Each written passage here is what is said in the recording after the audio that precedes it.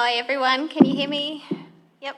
I'd like to introduce Katie Edmiston, who is the Manager of Local Government Coordination at the State Library of Queensland. And joining Katie today is Lynn Thompson, who's the Senior Programs Officer. They're conducting a State Library of Queensland Masterclass today. Workshop? Very good.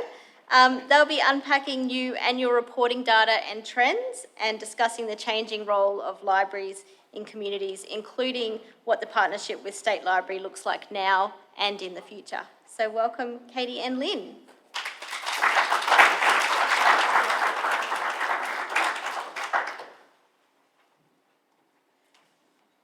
Hi, I'm also tiny. Not in my heart though. All right, there we go. So I wanted to acknowledge Lynn's here on my behalf. Some of you might have been expecting to see Louise Danoon, who's the Executive Director of Public Libraries and Engagement. Unfortunately, Louise is quite unwell and was unable to come, and she sends her apologies, or I'm sending them on her behalf. So it's just me, and Lynn's here as well as part of the team that we work with and might provide some support to me throughout the presentation. As some of you will know, I'm pretty new to State Library land, so thank you, kind sir. It's a lot of sounds. Before I continue, I also want to pay my respects to traditional owners on the lands of which we're meeting here today. And I hope I also get this right, and I'm sure I won't. I haven't checked it with anybody. So the Tarabalang, Bunda, the Guran, the Gurang, and the Bali, how did you say? Baliali peoples. I pay my respects to their elders, past, present, and emerging. And also acknowledge where I'm from in Brisbane or Meanjin. I live in Sandgate, which is a beautiful last little part of Brisbane on the water, and pay my respects to elders there, past, present, and future, the Turrbal and Yagara peoples, and also the Quandamooka peoples who are of the seas, which are adjacent to my home. So I am the newly appointed manager for local government coordination. I've been in the role about a year. It feels longer some days and also shorter some days. It has been a tremendous gift for me to come into the State Library, having worked in and for and with local governments for probably about 20 years of my career, in a whole range of roles in arts and cultural kind of and community settings. And something I love about libraries particularly is that they are for people and made up of people. Councils do amazing work in these spaces. They are one of the front-facing cultural and community centres. In some places, they are one of the only cultural community spaces that are available, and they're accessible to everyone. So for me, libraries are a tremendous important part of the communities that they're in, and I feel very privileged to be taking on the role. And this year, we celebrate 120 years of State Library, delivering and advocating for public libraries, services for all Queenslanders. So as many of you might know, you're here in the room, we obviously partner with your councils, and we partner with 75 councils across the state to support the delivery of more than 320 public libraries and IKCs. We provide approximately $31.3 million of funding, both directly to local governments and also to services that support local governments and public libraries in the delivery of their services. And I'm going to talk a little bit today about the changing role, so where we're kind of currently at, the impact of COVID, some kind of information about the latest round of annual reporting, some sneak peeks of that data for those of you data nerds like me who are keen to get your head around that, and then really kind of put out some provocations about where to from here, and talk about some big pieces of work, I suppose, that we've got coming up, and also some pieces of work that are on the horizon for us.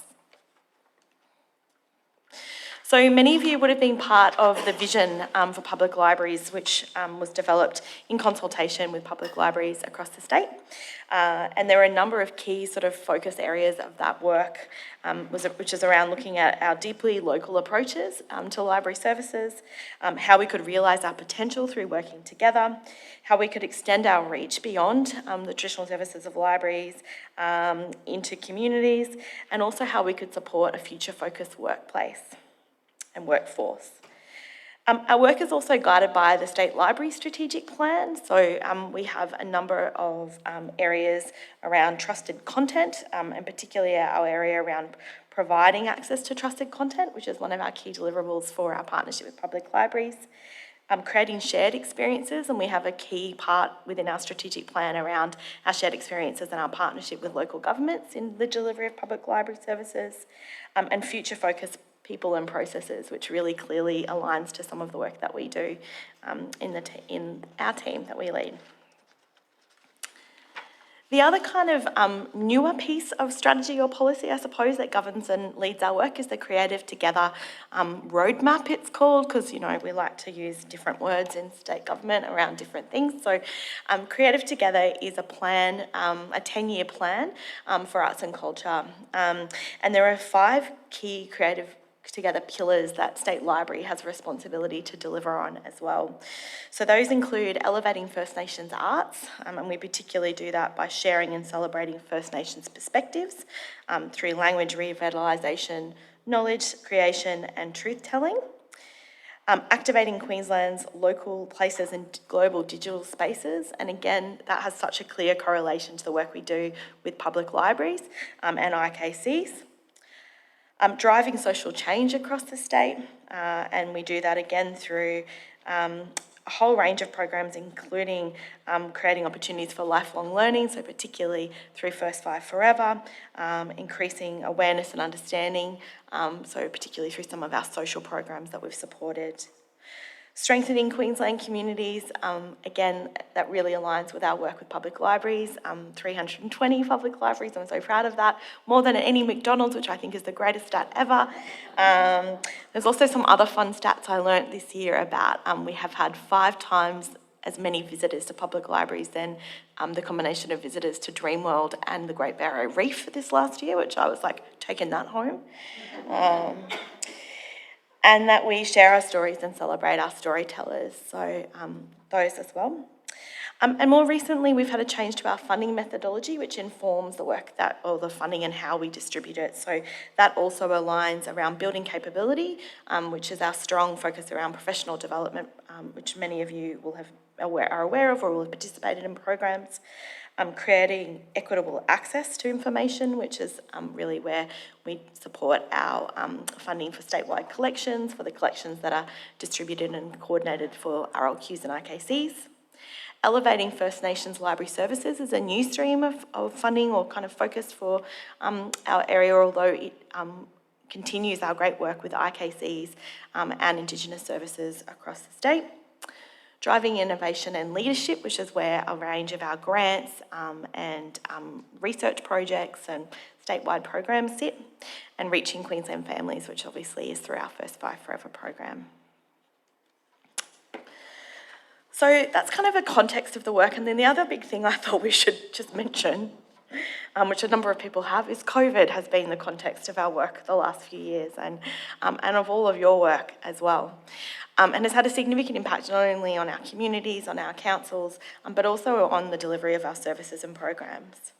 And whilst I want to commend all of you for continuing, I think what I saw both in this role but also previously was that public libraries, community services, and local governments really stepped up in this time. And we thought about how we could continue to reach communities, how we could continue to deliver services. I saw that again and again, and I commend local governments and public libraries for this. But of course, there have been impacts, not only personally, but also, in terms of our delivery, and certainly the stats that I'll share in a moment, you'll be able to see some of those trends. The other thing I really wanted to mention was natural disasters, and I'll say disasters because I think many of us have had many of them over the last few years. Some communities have had more than others and will continue to have been personally affected by the floods this year and in previous years. Certainly the announcements about preparing for another wet season has been quite traumatising for me personally, and I also know for the staff at the library who've had to deal with this level of flooding here as well. So I think the context is really important to understand, that we're coming at this work through a range of different lenses, that we've got a range of policies that inform the way that we work together, and we've also had a significant impact over a number of things. And so when I show the data, that's kind of part of why I want to make sure we did that first.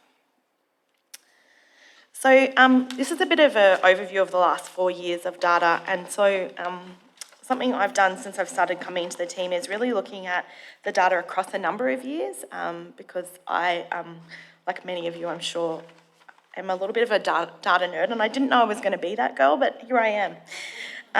And so what has been really interesting to note is the trends that are occurring across time, and you can certainly see the impact of COVID from particularly things like our visitation in 2018 to 19 to now, and how those have been affected. So what was heartening to see, in terms of the data, and this is early versions of it, and we'll certainly be sharing this out with you guys more broadly. But we still have, almost 40% of our population is a member of their public library, and I think that's something to be celebrated. I did also do a fun fact check this week about how many members the AFL and the NRL have, and I can say that we beat them for membership Australia-wide. So I was pretty pumped about that fact. So 38% of the population, or 39, is members.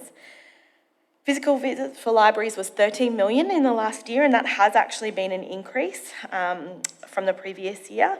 However, you can see that it still isn't we're not back to those kind of pre-COVID times.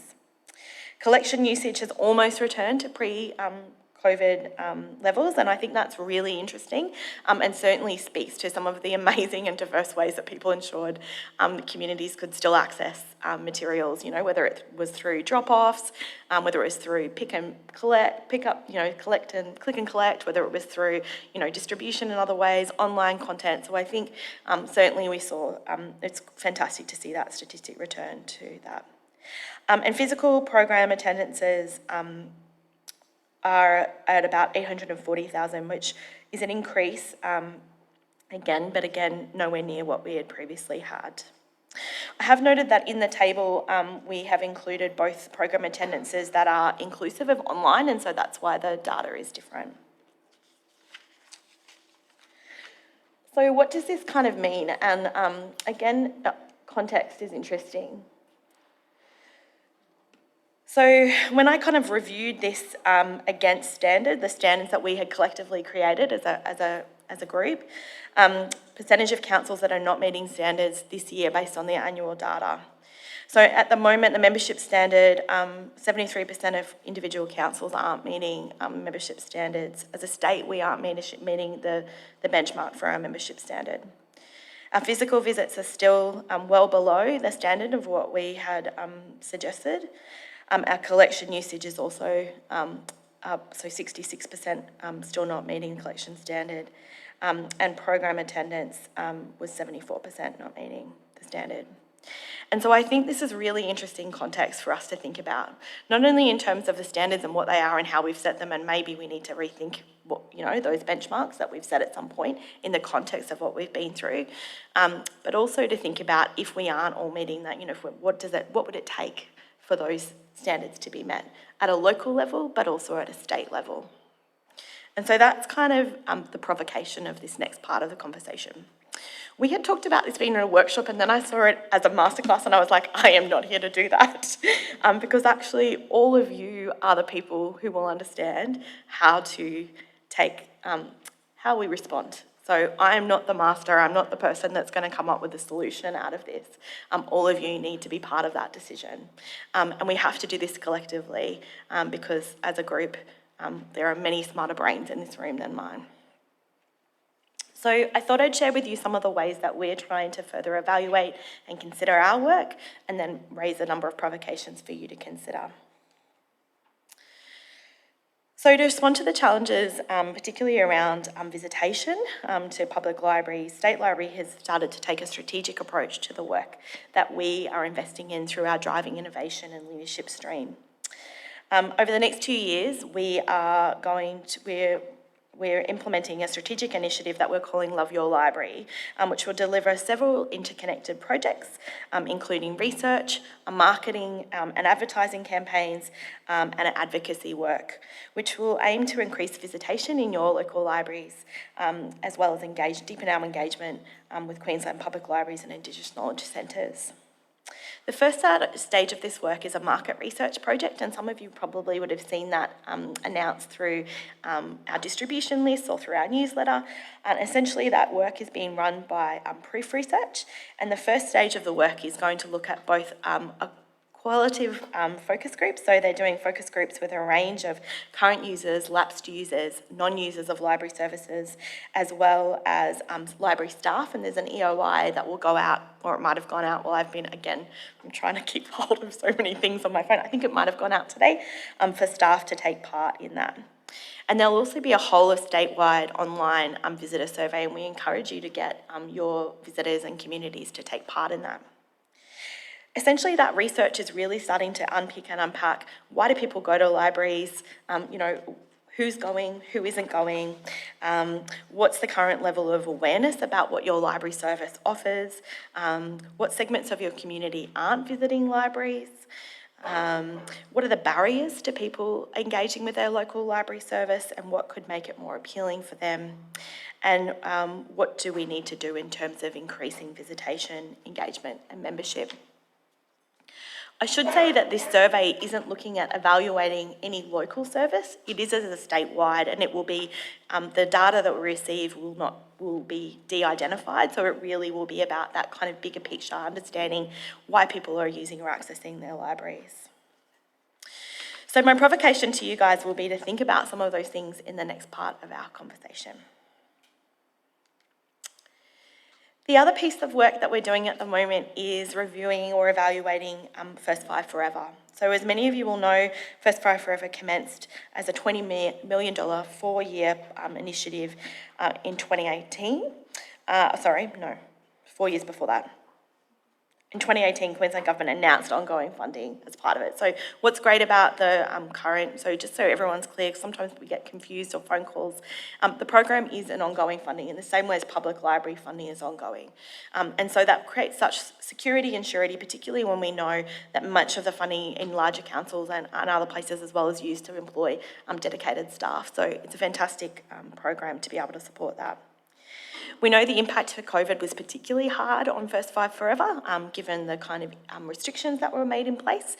And so we found that that certainly resulted in a range of underspend, particularly funding underspend in a number of areas, and a reduction in participation numbers, things like that. This year, under the new funding methodology, AECD data has been included for the first time, and so we're really excited to see how that supports the most kind of disadvantaged communities, rural, regional communities, and also a number of our Indigenous communities are receiving increased funding for the first time. As well as direct funding to councils, there's so much significant statewide support that's provided. So, things like our Stories for Little Queenslanders work. Jackie talked about some of the great work that she's doing in terms of First Nations branding, which we're launching soon. There's a range of First 5 Forever materials that have just been produced in 10, languages other than English. There's a whole range of kind of campaigns that we run. There's the board book program that's running at the moment where each baby born is getting a board book. I don't know if you guys are aware of this, so there's like so much amazing stuff that's delivered through that program. And so the statewide evaluation, which is about to start, is looking to kind of develop an evidence base to inform future planning for First 5. There will be a summary report that will be shared with all of you as well, and I should have said that that will be the same for Love Your Library, so anything we receive will be presented back to the network for further discussion. The evaluation is going to have a look at the impact and outcomes of state libraries' services, also the program performance of public libraries against the objectives, how we're contributing to those various parts of government objectives and plans, and any kind of particular program successes or areas for recommendation. So as part of today's chat in a second, I'm going to get you to think about your program, how has it changed in the last little while? Are there segments of your population that aren't kind of engaging with First 5, and what would you need to do to attract them? And also, Louise had an interesting provocation for me to share, which was about, we've kind of almost got to this point now where we've got First Fly Forever alumni, I called them, but kids who have been through that process. And what are they doing or engaging in your libraries post that point? How are we utilising those engaged families and children, and driving them into the next parts of our programming and work with our libraries? The Digital Inclusion Index, many of you would know, was released again in 2021. And then there was revised in 2021? Every year. There you go. This is why Lynn's here, to make sure. Great. So what was interesting about that, if you haven't, again, data nerds, we love data. If you haven't had a look at it, you should, because Queensland actually sits behind a number of other states in terms of digital inclusion and literacy. The majority of Queensland communities are actually sitting below the national average, and that larger, kind of more metropolitan areas are probably faring better than other parts of the state. And there are a few outliers like Mount Isa. Is anyone here from Mount Isa? You guys, hey Mount Isa, you guys have got a great digital index score, so well done you. Some interesting things about that in terms of where you might sit, but you can actually look at where your local government area sits in terms of that. Queensland Government has its own strategy around thriving digital economy and really is looking at how we support Queenslanders, businesses, communities to transact successfully with government and each other through online engagement. And State Library has a whole range of our own strategies as well. Previously, many of you will have known that we've funded or partnered with to support funding delivery around things like tech-savvy communities, tech-savvy seniors, deadly digital communities. And those programs are coming to an end or are very close to coming to an end in most communities. At the moment, we've just engaged QUT to undertake a piece of research for us around the evaluation of all those programs, and again, are looking at what the future steps for that work might be. So again, we're really looking forward. Another provocation for you to think about is about the role of public libraries and IKCs in digital. Too much moving? No.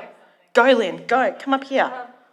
Many of you would have seen an email or part of the newsletter that went out recently. QUT has developed a survey that is... QT's developed a survey. Can everyone hear Lynn up the back? Yes, they can. That is open to all libraries to participate. It's not only about being involved in programs that Katie mentioned, it's also about sharing what you do in your library services that you just drew off the back of your hand, or programs like Be Connected, which is so thoroughly embedded across libraries across Queensland too. So I'm just making a plug. If you haven't, please take a moment and do the survey. I admit it's a long one, so I'm just warning you. But it will be well worthwhile because all of the data collected there will be actually part of the evaluation report. So, and that will help us kind of plan what's next in that digital inclusion realm. Lynn would be happy to know that I did have notes about the survey on my notes, but thank you, she's always better at speaking about this than me. So we are undertaking, as Lynn said, QT is undertaking quite a large conversation. So there's a range of case studies that are being developed at the moment. There's a statewide survey, and again, this information will be used to assist us in thinking about where to from here. But really, we're looking at things around, the role of libraries and public and IKCs in helping to break down the digital divide. We're looking at how we've invested in digital inclusion programs previously and how local governments are doing that themselves. What other things might be occurring, what kind of recommendations are needed. And so, again, a provocation for you to think about is about, how digitally savvy are your staff? Are you doing programs in your particular area? What might be needed in your libraries to respond to that? I've done that thing where I've messed up my pages. I'm going to be fine. Someone said I had to dance before. No, we'll be good. Okay. So, that's a bit of context about our current work. So 3 quite large research projects happening at the moment. And then there's some additional context, I suppose, or things that are coming up that we're looking to also respond to. So the first is about treaty. So many of you might know that the Queensland Government recently launched their commitment to treaty and the path to treaty. And this new commitment includes an action. It was a recommendation. It's now an action. It's been agreed to facilitate local and regional truth-telling with the support of public institutions of memories and story like museums, libraries, archives and galleries. State Library as a memory institution and as a custodian of histories and collections acknowledges that many of those collections we have are from a white or European perspective, and there's an impact and an implication to both holding those stories and also to what is missing. And so we ourselves are considering what collections we have, what's missing, how can collections that we have that are of significance of First Nations people be shared back or ensured that they're returned. So the other part of that, I suppose, is what's the role of public libraries in this truth-telling agenda or an opportunity? What's the process for us to be involved? How do you currently engage or connect with your traditional owners? And what might be needed to support you? What First Nations collections, histories, artworks, or objects do you have within your library or other cultural institutions locally? What's missing as well, so whose stories are missing from those collections and how can you proactively collect them? And how can state libraries support public libraries to do this important work to celebrate, promote and share truth-telling in history and story of your First Nations communities? And finally, the Olympics. And I know people will say it's a while away, but it's actually not. And so, again, we have this mandate around our work at the moment there's a plan around embracing Brisbane 2032. And I think what is interesting about the title of that kind of action is that it sort of talks about Brisbane, and actually when you read the kind of work around it, the Olympics are an opportunity much larger than just Brisbane. Certainly Southeast Queensland will have a very strong role to play, but across the state there's a real opportunity for us to think about what it means to be hosting such a significant thing. And so the sport and the art comes together. I started with a football reference, I'm back here, I'm trying to marry it. So essentially, the 2032 Olympics and Paralympics will create significant legacy for Queenslanders, particularly in terms of arts and culture, regional development, employment growth and cultural vibrancy of our state. There's a real opportunity for us to showcase Queensland's unique and cultural identities, as well as to support creative development of our talent and the quality of arts and cultures on a global stage. It also has a powerful opportunity to celebrate First Nations cultures within Queensland, showcasing the arts and culture of our region to the world, both in the lead up and during the event, as well as providing a key opportunity for cultural tourism across the state. As part of Creative Together, there's now been another action added specifically around embracing 2032 and focusing on activities that support accessible arts and cultural experiences, what it means to be uniquely Queensland and how we actually use that work to enabling partnerships that will support the state's growth as part of a global cultural tourism destination. And so my provocation around this is really around what role might libraries play in nurturing and developing the celebration of Queensland's unique artists and arts workers, and how might libraries be involved in developing and hosting engaging cultural experiences or supporting cultural tourism opportunities in their towns and regions. So I feel like I've just talked at you and given you a whole bunch of ideas and kind of conversations, but essentially that's the point of a workshop, not a masterclass. So I actually need to hear from you. And we're not really set up with tables, but I'm going to get you to group together in some way, or people might want to have a little breakout. We've got some time. But essentially what I want to do is have a conversation about these kind of future focus. So what does it mean to be a library? We've heard, in the next 5 to 10 years. How are we responding to both, how are we recovering from the impacts of COVID and floods and recovering to a new normal? Because that's the other thing. I don't think we can pretend we're going to go back to how we were. Our communities have been irreversibly changed by what they've been through and what are they continuing to go through. But how do we actually respond to that? What's the opportunity for this next lot of research and data, this work that we're doing in the kind of initial future? So our work around market research, visitation, audiences, who's coming, our work in terms of the next phase of our digital work, the next phase of our First Five Forever work. And then our next kind of bits of work that are longer scale, so how our involvement in Parts Treaty and Embracing 2032. So I would like you to speak about this rather than me speaking about it, because I don't have all the answers. You've got many more answers than me. So what I'd like us to do is to actually break up, and we can do that in some little clusters. I've got like pens and paper. We can have a bit of a yarn and write some things down. But essentially what I'd like you to do is talk through, with those provocations in mind, how you might imagine your library in the next 5 to 10 years. How is it responding to these types of things? How might you respond to the changes, the challenges and the opportunities that I've kind of suggested today and others? And what would you need from State Library, from the network of amazing peers that you have in this room, from your local councils and others to support you to achieve those kind of visions in your local area? That's my plan. So I reckon we're going to have a little bit of time to think about this. I might get you to group, I'm going to allow you to group yourselves, and then we're going to come back together. I think I've got until 5 o'clock, right? Is that right? 4:30? 4:20? Okay, this is going to be some power conversations. So what I would like us to do is to think about, so I'm going to give you 4:20. Ooh, good, yeah, good one. I'm going to give you, I had less time than I didn't speak that whole time, did I? I was late. Okay, great. So I'm going to give you guys, 4:20, 10. I'm going to give you 20 minutes to have a little conversation in some groups. And you can reflect on one of these things or many of these things or a couple of these things, but it would be great for you to do that. So I'm going to say maybe like turn around with the people that are just in your kind of immediate couple of rows. Lynn and I are going to hand out some paper. So where do you imagine yourself in 5 to 10 years? How might you respond to these challenges, opportunities, and what support will you need to do it? And then we're going to come back.